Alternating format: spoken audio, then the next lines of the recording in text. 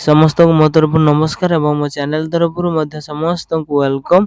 ए मौसा brain stroke होता बा पारालिसिस होता एक अंगी होता।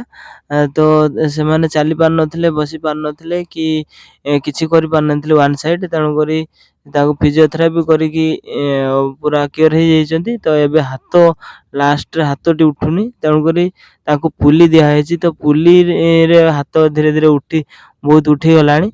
तो ये पुली रो काम होची हाथ उठेबो ऊपर को। तो जदी पैरालिसिस हेतिबो हाथ उठु नथिबो जार एवं जार होची कोन कहले फ्रोजन शोल्डर हेतिबो हाथ उठु नथिबो से माने मध्ये पुलीटी टाणी पारिबे एवं हाथ निश्चय 100% उठी जिवो। तेणु करी जदी वीडियो टी भल लागुची तबे मो चैनल को सब्सक्राइब कर दियंतु एवं ता सहित लाइक कमेंट शेयर मध्य कर दियंतु। रहुची नमस्कार।